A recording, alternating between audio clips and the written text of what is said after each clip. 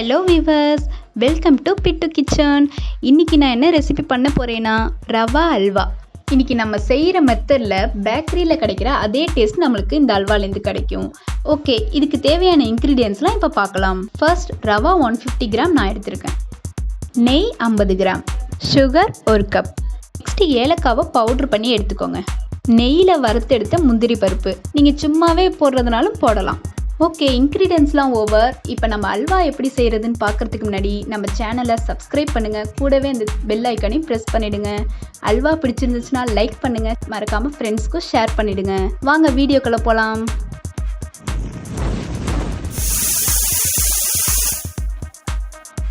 First நான் 150 gram ரவை எடுத்திருக்கேன். அதுக்கு 2 கப் தண்ணி ஆட் பண்ணி 2 ஹவர்ஸ்க்கு அதை ஊற வச்சுருங்க. ஊற வைக்கிறதுக்கு முன்னாடி நல்லா இந்த மாதிரி மிக்ஸ் பண்ணிவிட்டு பிசைஞ்சு விட்டு ஊற வைங்க. ஓகே, இப்போ 2 ஹவர்ஸ் ஆகிடுச்சு. இப்போ பாருங்கள், நல்லா இந்த மாதிரி சப்பாத்தி மாவு மாதிரி நல்லா எடுத்து பிசைஞ்சு விட்டுக்கோங்க. பிசைஞ்சு விட்டுட்டு 1 கப் தண்ணி ஆட் பண்ணிக்கோங்க. பண்ணிவிட்டு நல்லா இந்த மாதிரி மிக்ஸ் பண்ணி விட்டுக்கோங்க. மிக்ஸ் பண்ணி விட்டுட்டு நம்ம ரவையில் வர பாலை மட்டும் இப்போ நம்ம வடிகட்டி எடுத்துக்கணும். நல்லா தின்னாக உள்ள மாதிரி ஒரு ஒயிட் கிளாத் எடுத்துக்கோங்க. ரொம்ப திக்காக எடுத்துட்டிங்கன்னா நம்மளுக்கு வடிகட்டுறது கஷ்டமாக இருக்கும்.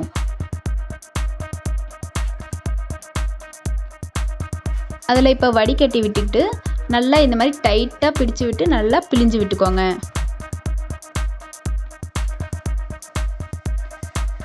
மீந்திருக்கிற ரவாவில் நம்ம பானிபூரி கூட செய்யலாம். அதை பற்றி வீடியோ இன்னொரு நாள் நான் போடுறேன்.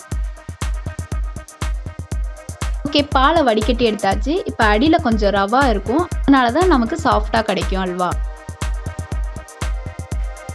தென் ஒரு கடாயில் 2 கரண்டி நெய் ஊற்றி நல்லா ஸ்ப்ரெட் பண்ணி விட்டுக்கோங்க. இப்போ நம்ம எடுத்து வச்சிருக்க பாலை அளந்து ஊற்றிக்கோங்க, அது எவ்வளோ வருதுன்னு பார்க்கறதுக்காக.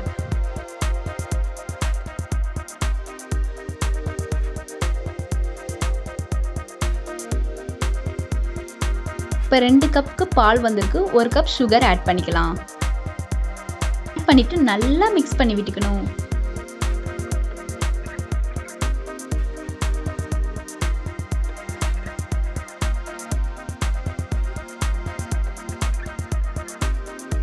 அது கொஞ்சம் கெட்டி பதத்துக்கு வரும்போது ஏலக்காய் பவுடர் ஆட் பண்ணிக்கலாம்.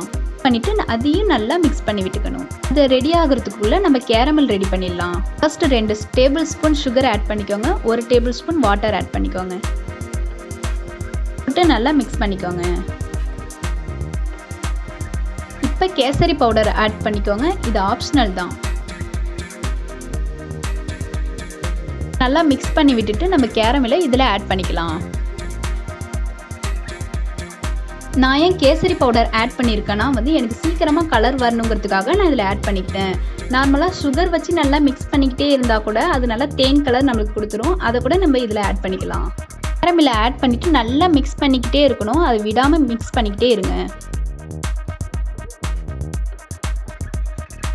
மிக்ஸ் பண்ணி விட்டுட்டு 1 ஸ்பூன் நெய் ஆட் பண்ணிக்கோங்க. ஆட் பண்ணிவிட்டு நல்லா மிக்ஸ் பண்ணிக்கிட்டே இருக்கணும். இப்போ இன்னொரு ஸ்பூனும் நெய் ஆட் பண்ணிக்கோங்க. கண்டினியூஸாக மிக்ஸ் பண்ணிக்கிட்டே இருக்கணும்.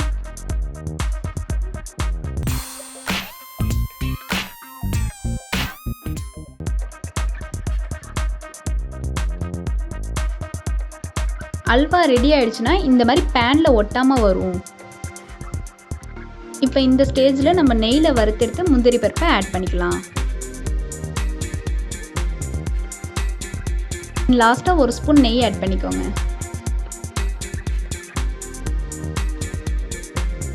ஆட் பண்ணிவிட்டு நல்லா மிக்ஸ் பண்ணி விட்டுட்டிங்கன்னா ரவா அல்வா ரெடி.